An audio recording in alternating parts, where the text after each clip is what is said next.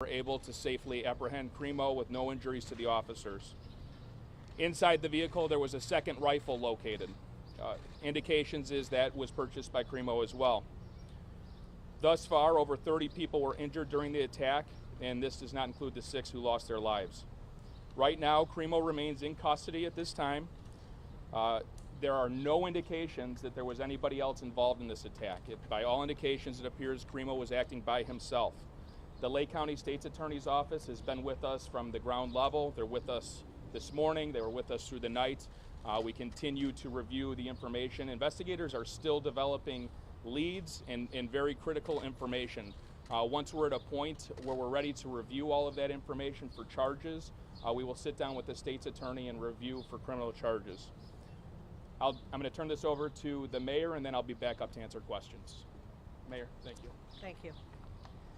Today is a day of grieving together, a day to pause, a day to remember those who left us, those who were injured, and for strength for our community. Several vigil and prayer services are taking place today, both inside and beyond Highland Park. They are as follows. The Community Church of Lake Bluff, 117 East Scranton Avenue, Lake Bluff, will hold a prayer service today at noon. The service will include prayer and music at Christ Church on the corner of Route 60 and Waukegan Avenue in Lake Forest. Trinity Grace Church and Christ Church has organized a community prayer gathering at 3 p.m. at Trinity Grace Church, 1506 Half Day Road, Highland Park. Everyone is welcome. Highland Park Presbyterian Church, Trinity Episcopal, and other area faith leaders will hold an ecumenical community prayer vigil today at 7 p.m. at the Highland Park Presbyterian Church, 330 Laurel Avenue, Highland Park. All are welcome. Today, Highland Park High School, located at 433 Vine Avenue, in conjunction with community partners, is hosting crisis counseling until 2 p.m. and is open to everyone. No appointments are necessary. Additionally, a family assistance center will open tomorrow, July 6th at noon, to provide support services and crisis assistance to those who were directly impacted at the parade. The location and hours of operations are pending. We'll get that information to the community as soon as we have it. Please go to the city website for more information. The Highland Park Police Department, the American Red Cross, and the FBI Victim Services Response Team are assisting with additional partners.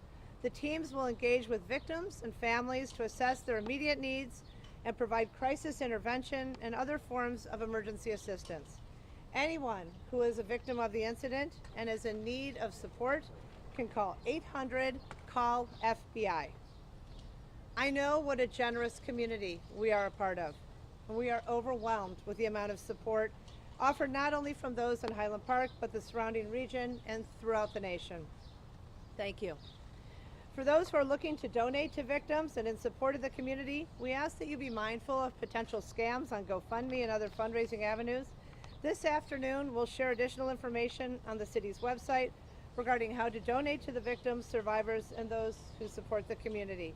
For all who have reached out with offers of equipment, food, and professional services, we thank you. Thank you all for coming out today. I'll now turn the mic back to Deputy Chief Cavelli. Thanks, Mayor. Any questions? Yes, Justin was saying, can you tell us about the motivation? Is the suspect cooperating, answering questions, and what more are you learning about the motivation either from him or from his online person? At this point, we have not developed a motive from him. Investigators are very much furthering the investigation. They have been in discussions with him. I don't have anything to say about motivation thus far because it hasn't been provided. Sure, we've seen disturbing videos online. Were warning signs missed? The question was, there's disturbing videos online that have been seen. We are reviewing those. Those are going to be a part of any investigation efforts by our task force investigators, Highland Park Police. We'll look at them and we'll see what they reveal. Chris, can you give us an idea of where in Illinois did he purchase the weapons? And also, when he went to his mother's house, did he tell her what he had done, or was she unaware?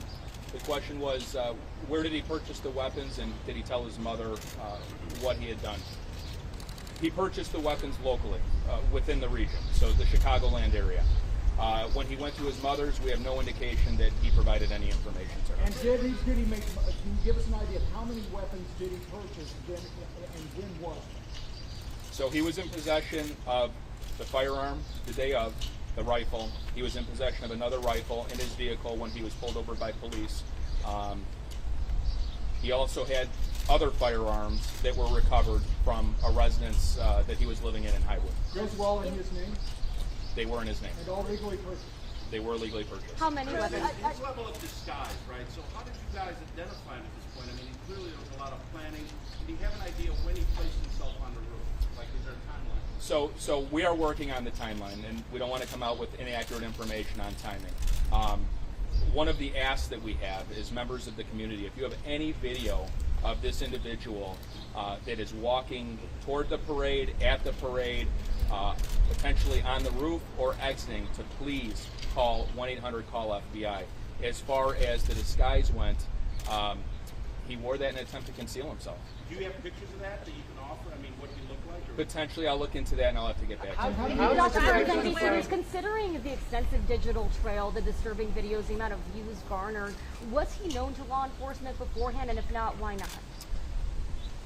I can't get into that right now. There have been some law enforcement contacts, nothing of a violent nature. I can't get into the specifics of the context of that. And how many rifles? Our colleagues at NBC News are reporting that he purchased multiple weapons. Can you give us any details as to the weapons and how many he may have been in possession of? At this time, I know of the 2 rifles, and I know that there were potentially pistols that he had owned as well. Sir, has he made any statements to investigators, and does he have an attorney? I'm not going to go into what he may or may not have said. The investigation is still moving forward. I'll provide that information later on. Did you break down? He targeted anyone specific or was shooting random?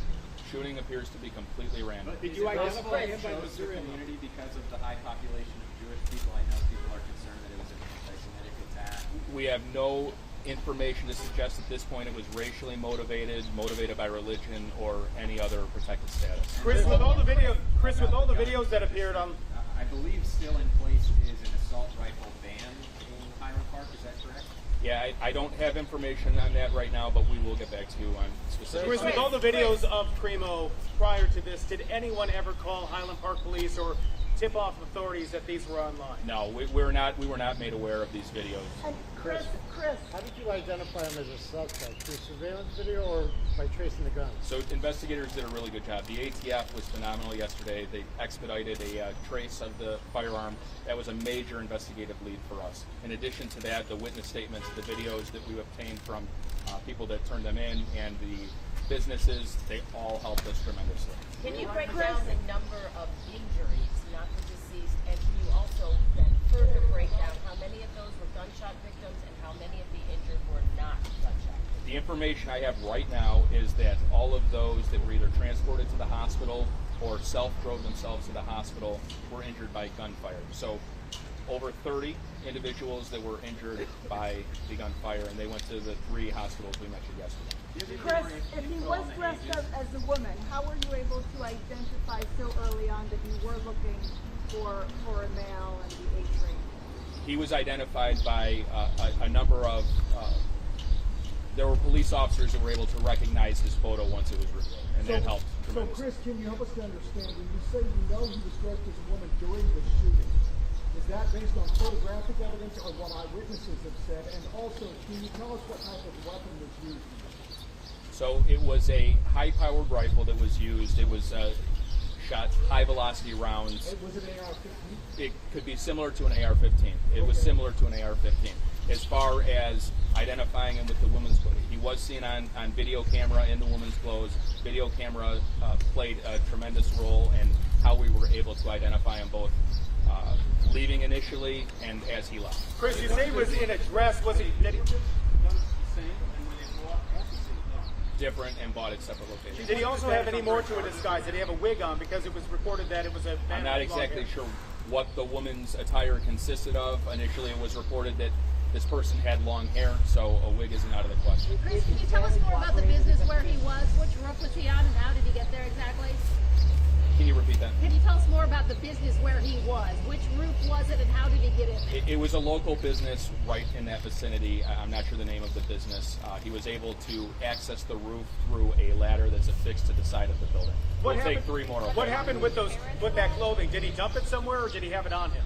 Have you talked to his parents at all? We've talked to teachers since he was in elementary school that have contacted his parents several times saying there were issues with him as a teen and a young child growing up. What type of cooperation have you got? One of the things that is important to remember here is the diligence and investigation. We're going to reach out to everybody we possibly can that has information, firsthand information about him, whether that's family members, teachers, friends, whoever it is that has information. But it does take time. It takes time to gather who may know him, who knew him in the past, teachers. That is something that task force investigators are working on. They've interviewed a number of people thus far. But please keep in mind, we're 24 hours in. There's a lot of work to be done here. We're not done. I don't want to get into levels of cooperation. No indication the weapons were modified. One more.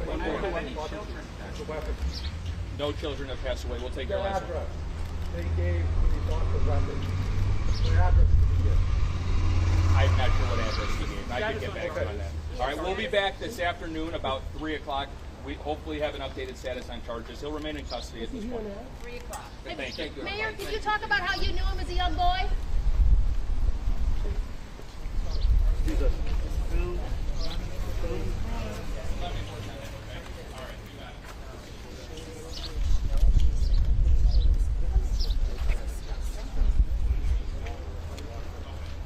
let you know.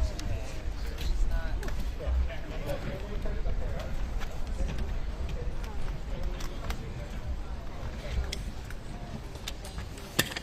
Sorry, Toledo.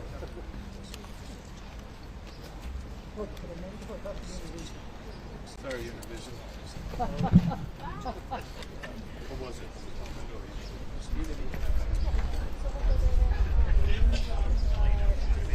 Just coming back to say Hey something. guys, just logistic things real quick. So the TV is going to be closed just because of everything going in. We're working on getting you guys some sort of bathroom out here, porta potties or something.